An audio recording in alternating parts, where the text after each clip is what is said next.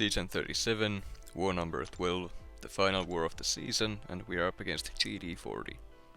This time my team will be Tigra, Kitty and Omega Sentinel. I have 11 fights this war. I'm taking path 1 in section 1, that Magneto on node 20, Nick Fury on the root node, path 5 in section 2 as well as that Thing and America Chavez, all the right side mini bosses, and then that is my season over. This has been the busiest season I have had so far, but more on that at the end of the video.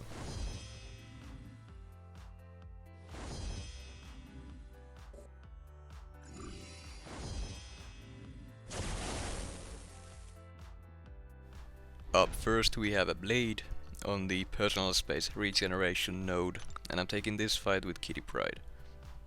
The plan here is to just get to my special 2 and nuke him down with that. I have full recoil masteries on as well as max recoil, so this is gonna be a quick one. There is absolutely no need to worry about the regeneration.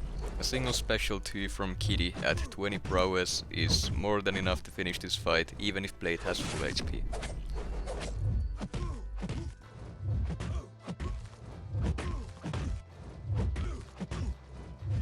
When I finally got to my special 2, Blade was already at 20%, so this special 2 was a lot of overkill.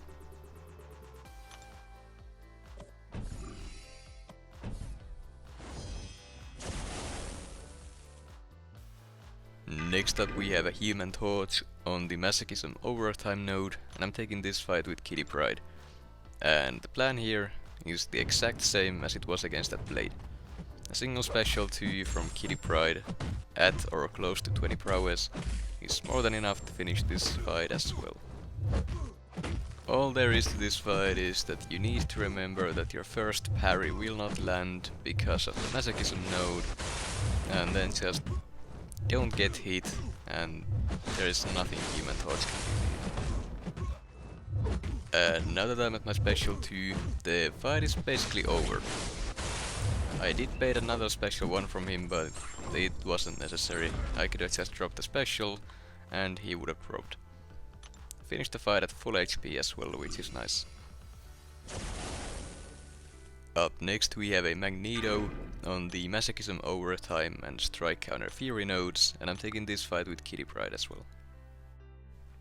Now, since Magneto is a conduit defender, my plan here is to just not knock him down at all. If I knock him down and Masochism eats the conduit debuff, he is gonna bug out and he's gonna get the conduit regen permanently for the rest of the fight, which is not good.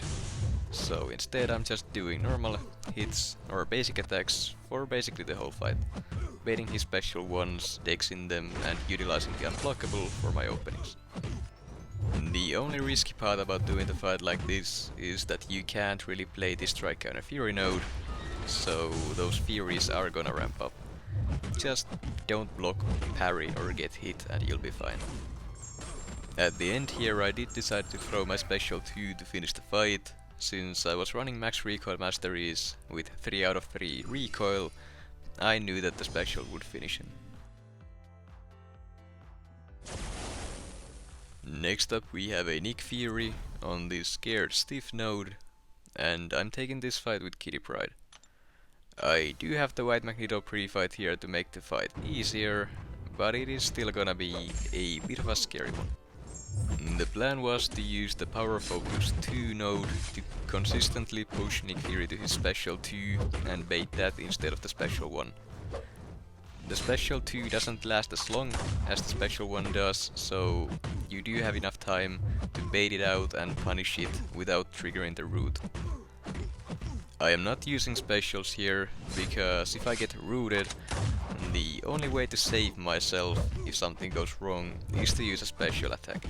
Using a special removes the root, so it is a good backup option to have. Here Nick Fury did throw his special 1, which did end up with me getting rooted, and I got comboed. Luckily I was phasing when that happened, so I didn't take any damage, and I kinda panicked and used my special 3 there. I definitely didn't need to do that, and I probably shouldn't have done that either. Now I'm left with barely any prowess, and Nick Fury is just about to enter his second life. He went for a special 1, and just before the root timer kicked in, I dashed in to face that special. If I got rooted before that, and I dashed in, I wouldn't have phased and I would have eaten it straight up. That would not have been great.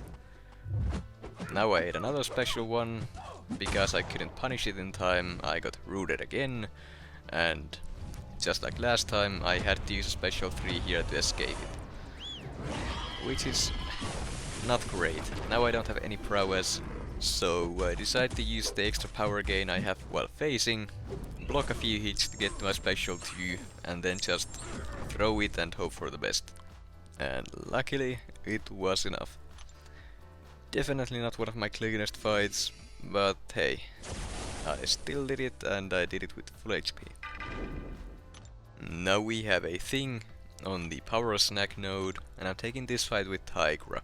And because this is a Tigra fight, I did have to remove my recoil masteries for it. Well, technically I didn't need to, but I really don't want to fight against the clock with my fights, and ticking down constantly from the poison is not something I want to deal with Tigra.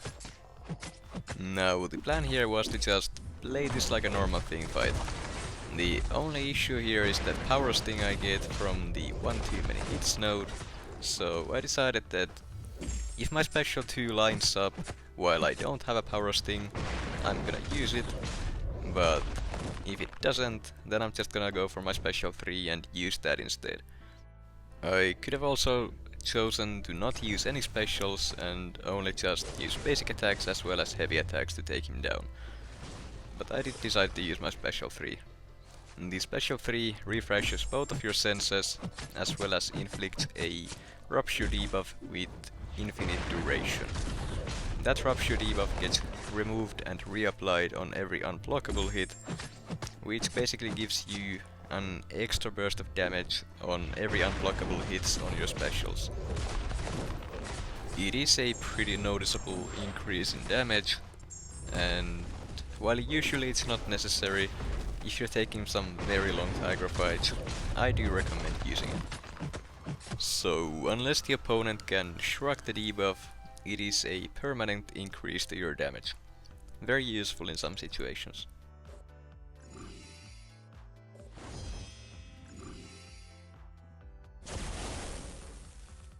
Next up we have a Killmonger on the Ebb and Flow intercept node, and I'm taking this fight with Pryde.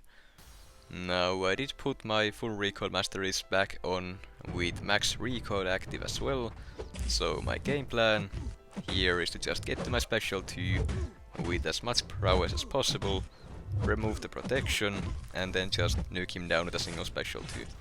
As long as I get decent crit RNG, that is all you need to do for this fight. Now, even with just building up to my special 2 with just basic attacks, this Killmonger was down to 50% before using it. And I only landed 2 criticals there, and it was still enough to finish him off. Here I have our section 2 backup for this war, giving me some energy, so I don't need to use as many units on the refills. So, now then. We have a Rintrah on the Ebb and Flow intercept and mighty charge nodes, and I'm taking this fight with Pryde. And as always, this is somewhat of a long fight. However, this time I am gonna do something a little bit different than what I usually do, and I'm actually gonna be using my specials, just to speed this fight up. I honestly, at this point, I don't like fighting Rintrah at all. It is just a very long and boring fight for me, since I've taken it basically every war so far. So, the faster I can get out of this fight, the better. Now, before using my special 2 here, I do need to knock him down to remove his charges. Then I dash at him, throw the special, and with the mutant power boosts, I got enough power back to throw a second special 2 back to back. Unfortunately, he got the protection back before the second special 2 landed, so it didn't finish him off. It still did speed up the fight quite a bit though, so that was nice. Now all I need to do is just get back to my special 2, remove the protection again, and then just throw the special 2 and it should be enough to finish him off. And there we go. Still took almost 1.5 minutes, but it was a lot faster than it usually is. I really hope I can avoid fighting him that much next season. Next up we have an America Chavez on the Ebb and Flow Intercept and Mighty Charge shared fight, and I'm taking this fight with Pryde. Now, the plan here is to just do what I did to that Killmonger. Get to my special 2 with a bunch of prowess, remove the protection, and then just nuke her down with a single special 2. Her health pool is very small, and she doesn't have any crit resistance like Killmonger does, so it should be more than enough to finish her off. Now I'm at my special 2, I have enough prowess, and I remove the protection. Everything lined up well, and there she goes. A single special 2, and that was overkill, honestly. America Chavez is just a very simple opponent for Kitty.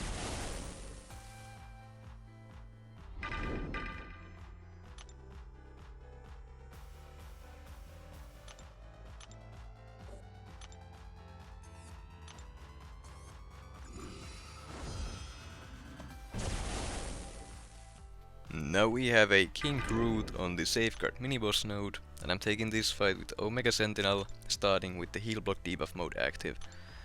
Now, normally I would probably speed up this fight by now, but this one doesn't go exactly as well as it normally does. Just to quickly recap what the plan is, I need to get to my special 3, get a heal block up, and then drop the special 3 for the incinerate debuffs, keep them paused for the rest of the fight, and that is the fight done. Now, something very scary happens here. King Groot sidestepped me and did a full 5-hit combo, which got him uncomfortably close to that special 2. And basically the only way to die in this fight is to either get hit a lot or to push King Groot to his special 2. Against a robot, King Groot's special 2 does a whole lot more burst damage, and had he gotten that special 2 while he was unblockable, there would have been nothing I could have done there. I would have been dead for sure, no question about it. Had I died again by pushing the opponent to their special 2 with Omega Sentinel, I would have been very sad. I'm already disappointed that this season wasn't perfect, so having a second death on top of that, I would not have been happy. Luckily though, that didn't happen, and now the fight is under control. Now all I need to do is just keep doing normal combos, finishing with a light attack to keep the debuffs paused, and the fight is over. Unfortunately, I dropped the heal block and got comboed again by King Groot, so now because of Conduit I'm not doing any damage with the incinerates, so I will need to build up back to my special 3 to finish this fight. So yeah, this has been one of the worst Omega Sentinel fights I have had all season, but I mean, it could have been worse. It could have been like that Ebony Maw was earlier, so at the very least that didn't happen again. At this point King Groot is low enough that even if I can't get the debuffs paused in time, they have enough duration to finish him off.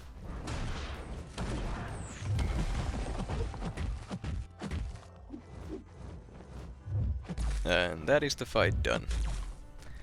Could have been worse, but definitely wasn't great.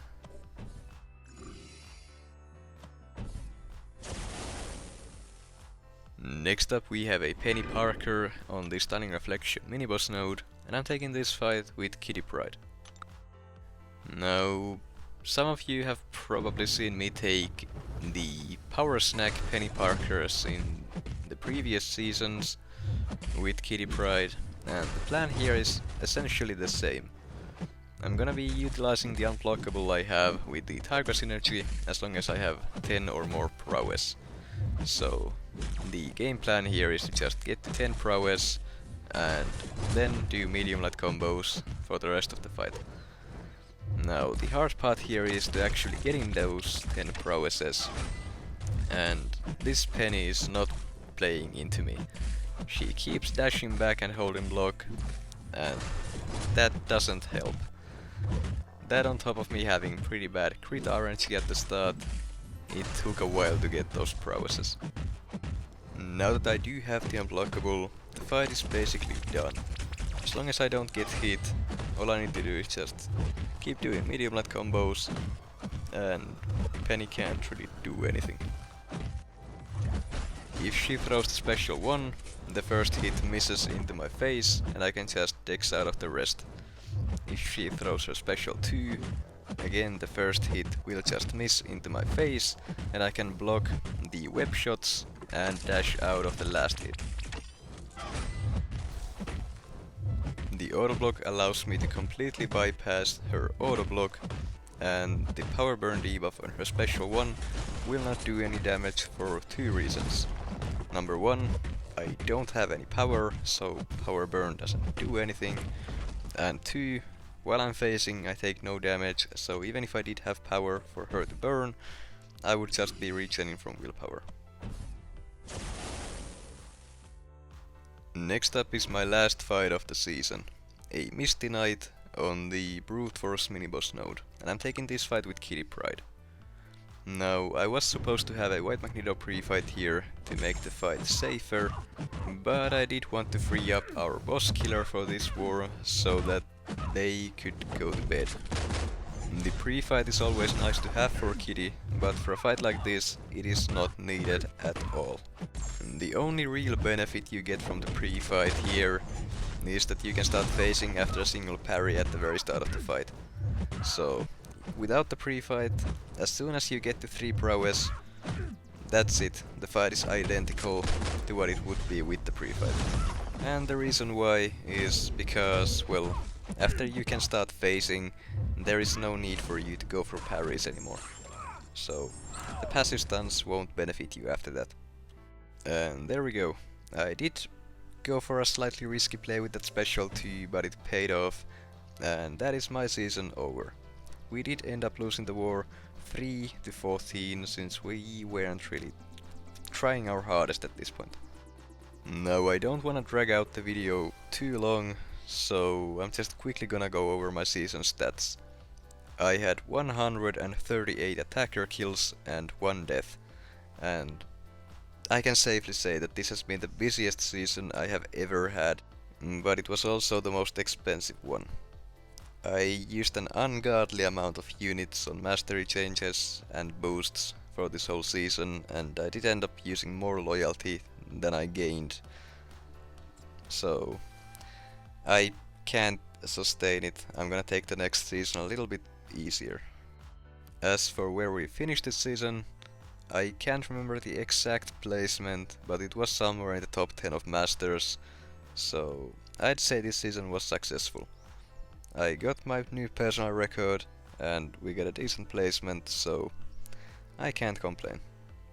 As for next war season, well, I'm already behind like 4 wars on the videos, so yeah, I am working on them, they are gonna be out soon enough, so just bear with me.